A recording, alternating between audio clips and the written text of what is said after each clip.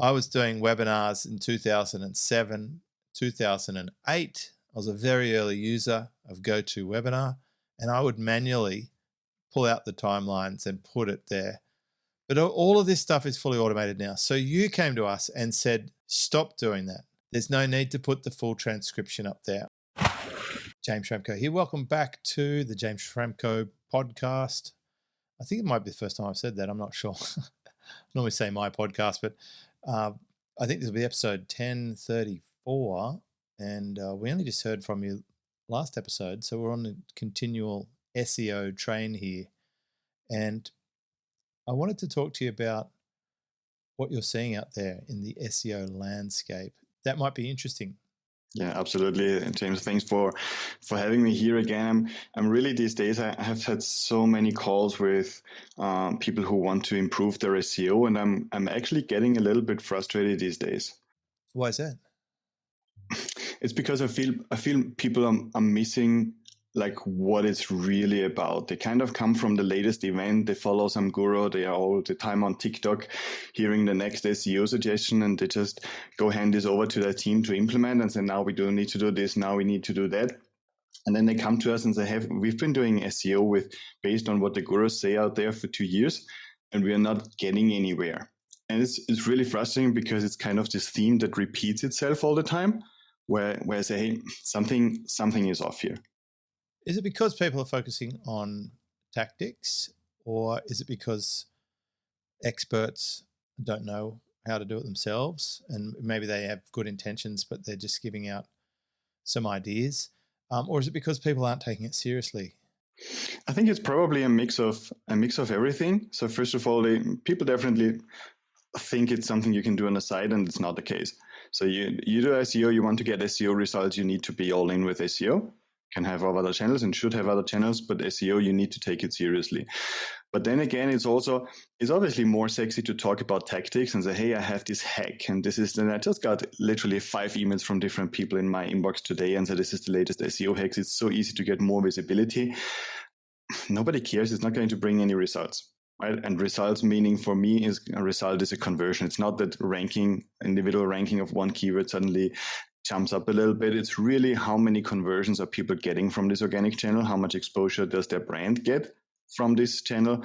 This is ultimately what counts for me. And this is where I think people, when they just focus on this latest hack, first of all, they shift all the time. They might not even consistently roll out one of those hacks that are supposed to actually work for you consistently. They might just do it on a few articles and expect next day that everything is going to be better and their business problems are solved. So they might just start all the time something new. And then the second thing is we just know a strategy is missing, right? And people are not even really sure what SEO strategy actually means. Where they say, hey, they might be telling me what they did. One of my questions that I ask on calls is, what have you been doing lately for SEO? And then they list all these tactics, right? And they say, hey, we highlighted this and we changed this and we changed that and we internally now link 3 times from every article somewhere else, etc. And I'm like, yeah, wait a minute. Where are you actually going with this? What do you want out of SEO? So you bring them back. Of course, SEO Leverage has their own process. You've been in business for a long time, chatting with Gert Malik about this. Frustrating for you to hear that. It must be frustrating for them to hear that what they're doing might keep them busy or might have some internal cost in terms of resource. Or maybe they've even paid people externally to do stuff, but they're not getting anywhere. How would they have known that this wasn't going to work? Sometimes I could have told them 2 years ago, before they started doing something consistently. It is very often also the problem with SOPs, right? So they just find a hack. They say, okay, we put this into an SOP. This is what we're going to rinse and repeat because it sounds really good. And then the team is going to blindly do what they're supposed to do, which is what is in the SOP. If you don't have somebody in the space that kind of checks, does this actually make sense for you, first of all? Is this actually aligned with your overall business goals? And then is this still valid? Because what we were doing 8 months ago is definitely not what we're doing today. For a large portion of SEO, we're just moving that fast. So it's just this doing the same thing and thinking this one hack is going to solve everything is a big issue. We have seen people lose tens of thousands of dollars, literally. I just ran the math for them with the team costs and content creation costs, etc. Where I say, if we had talked 2 years ago, I could have told you that rather than do this, you could focus on these other 3 things, probably with the same or even less expenses, just to make sure that you actually head somewhere and put your train tracks where you actually want to go. Yeah, and I agree with you that the landscape changes. We've seen huge changes in the landscape in the last year. There's a lot of discussion, especially if you're on platforms like LinkedIn, where there seem to be carousels about their new SEO outcomes and the new software they're using and the way they're doing keyword research and the way they're building pages, or they've got all this traffic. Again, could be a bit of a magic trick, like maybe getting traffic may not be the ultimate goal. Ranking for a keyword may not be the ultimate goal. And then you still see the old stuff that's been going on forever. I get people emailing me asking if we can pop a little article on our website linking back to them. And it's clearly a nice little template they've been using, or they want to exchange links or whatever. I had a client ask me today if they should be doing a blog post swaps with another person in their market. That's been around forever. But there's really old stuff. There's really new stuff. Can get a little bit confusing in terms of how to lay those train tracks. And when you say you could have told them this before, what does that conversation look like? How do people get this kind of intervention or advisory at the early stages? We have a couple of ways where we try to avoid this happening to people. One is that we do quick wins reports for clients. They can purchase this from the website. Go to the website, get a quick wins report. We check out the website, tell them a little bit about the low-hanging fruit we see and where we would start. And then very often we then have a conversation afterwards and they say, look, if you're not doing anything else, do this, that, or stop doing this because it's just messing everything up. Literally, we had this case several times where people were down a track and really scaled up in the wrong direction.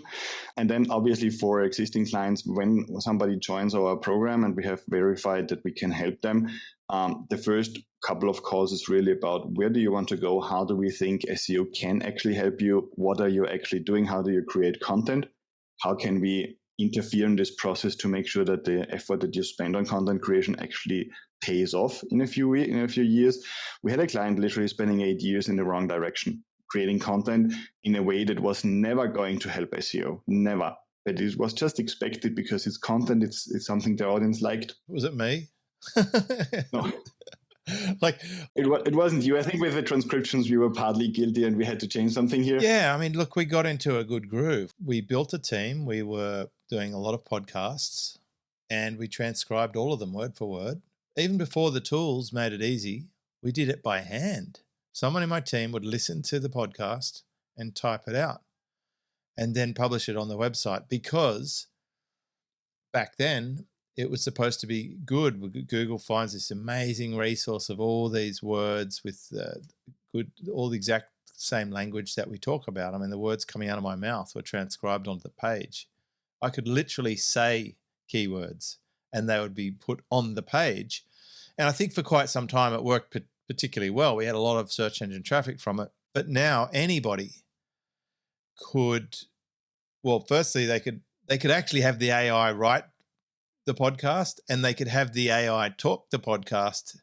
And most definitely with tools like Otter, you can have it fully transcribed, or even Loom. It not only transcribes, it actually titles the content and gives chapter time points. I've been doing those timeline points since 2005 or 6, right? From the beginning. It was a client of mine called Alan, and Alan said that he has difficulty learning and he doesn't want to go through a 60-minute webinar to look for what information is in that webinar. So would we be able to go through and just itemize the timeline of what's occurring at particular time points, right? So we manually did it. Well, when I say we, me, I was doing webinars in 2007, 2008. I was a very early user of GoToWebinar, and I would manually pull out the timelines and put it there. But all of this stuff is fully automated now. So you came to us and said, stop doing that. There's no need to put the full transcription up there. I think we still actually provide the full transcription on our download page. So anyone listening to any of the podcasts, they want the transcription, they can grab it where the episode is. There's a link to it. But we do have a summary, which I think is actually way more useful anyway. And I still think we're pretty much doing this manually. We're summarizing what the episode was about, and we're putting that. And that new format has been pretty effective. And I'm very pleased to actually announce, this is a world first, Kiet. We published a video on YouTube today that addresses the topic that you've asked us to target for a key phrase that generates sales for us. We put that video up there, and we're now going to create a page on our website to embed that video and to put a description of that video that will bring in traffic. So this is the more modern approach, but I'm definitely, hands up saying we did it the way that worked for too long until someone tapped us on the shoulder and said, hey, you know what? It's different now. And I'm very glad that we've got access to be able to find out what's different. But also, it's not about ranking for vanity keywords or keywords that maybe we used to rank for, but don't generate the right type of buyer for us. And that's becoming more and more important. The clearer I am about what I sell, the more important it is that we get the right buyer coming to our website. But you look over my website, and I think you've seen that we still get a good chunk of SEO traffic who turns into paying customers. And that's what it's all about, right? Absolutely. And I definitely want to give a shout out to obviously you, but also your team, because we very often face a lot of resistance when we start changing stuff. Where I say, hey, what you have been doing for 5 years is probably not what should be done anymore for this and that reason. And then sometimes we even run experiments where I say, hey, let's do these 10 differently and see how this works. So we get some data behind it. Just because obviously if somebody's really used to doing something in a certain way, there's always going to be resistance.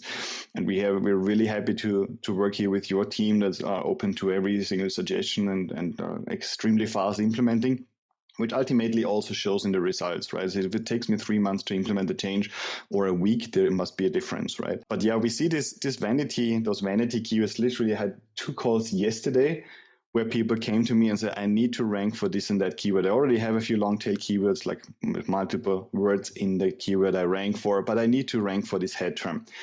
And this is usually where I lean back and say, hey, let's try to see where we actually want to go. How much of this desire to rank for this particular keyword is ego driven, because I just think I deserve it. After 20 years in this industry, I should be ranking there. And then also think, who is actually going to type in this particular head keyword? Right? How ready are they to buy? Do they just not want to know what your industry actually is about? Do they want to work in your industry? Do they want to hire someone from your industry? Do they want to look for competitors? Or is this actually a buyer making this search? So very often I try to flip things around and say, not only how can I attract the right person to this article or to this page or website, but how can I actually repel the wrong one? What should I not be talking about in order to get the wrong audience in? We had a particular example where somebody got, I think, 80 or 85% of the wrong traffic. We were able to check this in their so-called Google Search Console, where you see what queries are people using to come to this website. More than 80% were the completely wrong audience. They just resonated with some random articles their team and their students actually published on a user-generated content section on their site, which completely skewed the entire image Google had from their website. They suddenly turned into a general magazine rather than staying laser focused on what they actually want to sell. That's an interesting one. A couple of points there. One, we touched on the interaction between team and agency. So I want to address that. And also we talked about what Google likes and what Google doesn't like. Have they published their little algorithm yet to all the SEO agencies? The algorithm, what it is about, not yet. And they keep changing it, right? Every day or so. They keep changing it. They say, hey, we changed it again, and we changed it again, and they change it every day without announcing it, a few times a year announcing it. The way I always explain this to people, especially when they think it's like 1 or 2 hacks that's going to turn everything around, I usually talk about filling buckets. So I say, hey, there are probably 200 or maybe 2,000 buckets you would need to fill, right? There is a bucket for speed. There is a bucket for content. There is a bucket for usability. There is a bucket for links, internal links, external links, all kinds of things, design, whatever you name it, right? And out of those, let's say 500 buckets, we as SEO agencies know about 30 of them, right? And those 30 we need to always fill. And filling for me means we zoom into speed, make sure speed is right. We zoom into content, say, okay, we are still in line with the content Google wants to rank. We zoom into internal links and say, hey, is this actually all tied together? But every bucket has a hole. It's leaky. We need to revisit this thing. And this is where SEO results really love consistency. You need to consistently revisit speed, because there might be a server change, there might be a WordPress update, there might be a new plugin installed that slows everything down, or anything out of your control, but you need to revisit it. You need to revisit how you create content, because it's not going to be filled up and you can tick this box because it's changing all the time. You need to see what is the user experience doing now that we have a new panel or a different design or a new plugin. Is this still user friendly? So you need to go through all those things. We obviously, over the years, have developed a framework around it so we don't forget about individual buckets and really do those things. But it's never just one bucket, right? Whatever site comes here with a traffic drop or consistently declining traffic, it's never just one thing that you just turn around and now everything is going upwards again. So it might be they've changed server. It could be they did a website redesign. It might be that the style of content they've been doing for a very long time has become less favorable. It could be that they have paid for some gig on Fiverr and managed to acquire a bunch of really bad run of site links from some crappy website with a bad reputation or poor neighborhood, as you call it. It could be that their new intern decided to try white text on a white background, because that will surely make it rank if you just type the keyword 50 times on the page. That doesn't work, by the way. I'm just being totally facetious here. Thanks for clarifying. Most people, that's tell me you don't know about SEO without telling me you don't know about SEO when they ask that question. So there's a few factors. Do you have software that keeps these things in check, or is this manually done by a human? It's a blend of both. So we have developed over the years our own SEO leverage platform. Every client has access and they see the dashboard, they see what is actually working. And first and foremost, also they see what a change actually does to their results. So if we change and optimize an article, they see how much better is this particular article now after this change. So you can really zoom in and say, do my actions actually lead to better outcomes, and not just globally assess how much traffic do I get and what are my individual rankings, but really these 5 hours I spend on optimizing this article, is this now bringing this article to a better place? And then we have our team of internal strategists and consultants who jointly work on every project and say, hey, in the next couple of weeks, what is really the most important thing here? What's going to have the highest leverage? How do people protect themselves from hearing something from an expert or guru, or watching a video, or seeing someone else do something, and being able to assess if that's useful or not? I think we need to keep in mind where we actually want to go. Am I already on a path that was developed with a strategy that took into account where I want to be in a certain moment in time, took into account where I started from, and is actually guiding me, and I have my train tracks to this particular goal? Or is this just really could this be, maybe just ask this question, could this be this shiny object that's distracting me? Because this latest TikTok video, these results just look too good to miss out on it. And then I just jump on it. I would just always make sure that you have somebody you trust in your corner that's available for a conversation about things like those. So clients very often might reach out and say, hey, I was in this digital marketer conference there and they talked about this. Is this something that we can do? Very often it might be already something that we are doing, that we're just not aware of it.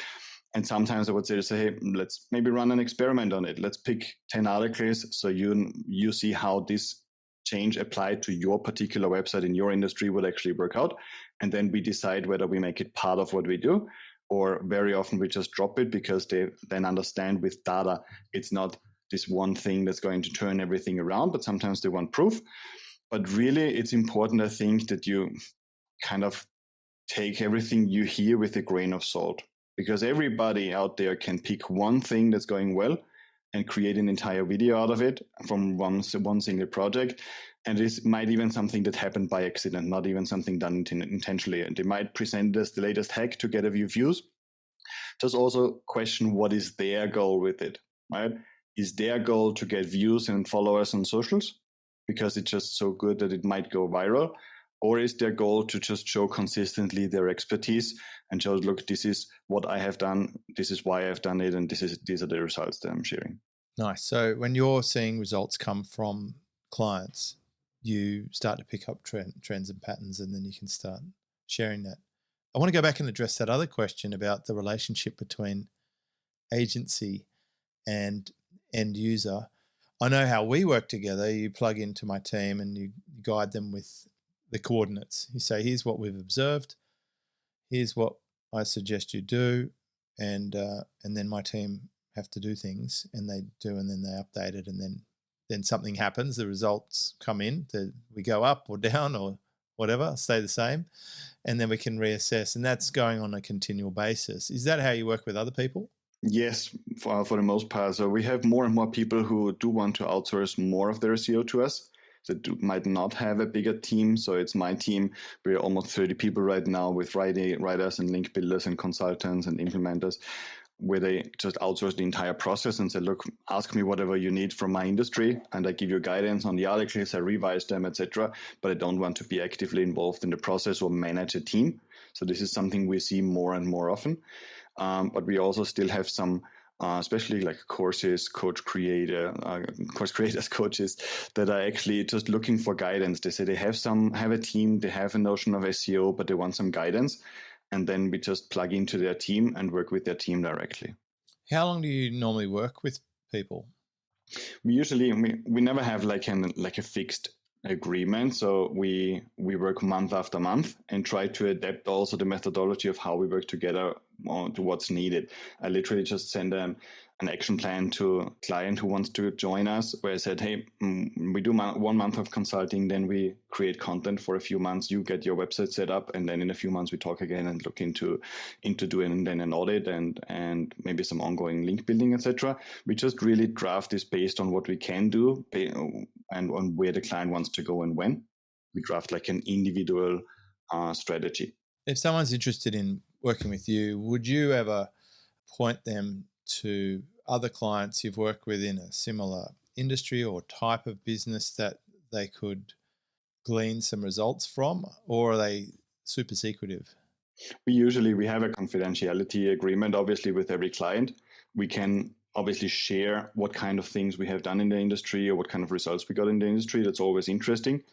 But then again, it's SEO. It is true that certain industries are very different from others. So we're not experts in casino, poker, I don't know what those kinds of spaces. We just don't have the experience, and there are agencies who only do that because this space just works drastically differently and very aggressively.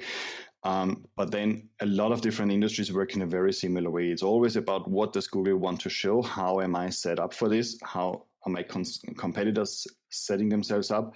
And how can we bridge this gap? So we would probably talk in general terms and say, hey, we have seen these kinds of things working, but we never like put one client in touch with their competitor. Very often they would be competitors anyway. If they're really, really relevant, they would be competing. Gotcha. And are you able to service clients in a similar market? Absolutely, because every single website is different, right? Even the same SEO tactic or even an overall strategy is going to work differently on a different brand, just because the way people engage with a website, with their offering, etc., also is different. So it's not going to be like you do the exact same thing on two sites that compete with each other and get the same results. It usually doesn't work this way because there's always a lot of difference in how long have they been around, where do they get links from, how do they write content, they have a different writing style, a different design, etc. So it's always different. How could I decide as a buyer? I mean, it's great that I'm getting results, but if someone else wanted to find out about it, are they able to see case studies or any kind of proof, or do they just have to hope that you're as good as it sounds like you are? We do have case studies on the website, right? We do have case studies on the website. Usually, in any case, I usually ask people to just have a conversation. Tell me where you want to go. I kind of tell about some examples where we probably have achieved something already. We have case studies on the website. We can go through and I can explain some additional context about this. What was this situation about, and how did this client actually react, or how did the team work this out? And then we come to an agreement, right? SEO, there is no guarantee for SEO. We need to be clear about that. Like, my personal trainer is not going to give me guarantees how many kilos I'm going to lose. If I follow the diet, I probably will, but it's not going to be guaranteed. So this is where you definitely need to build up this trust, where we have people following my stuff probably for 2 or 3 years sometimes, until they say, now I really think we are ready.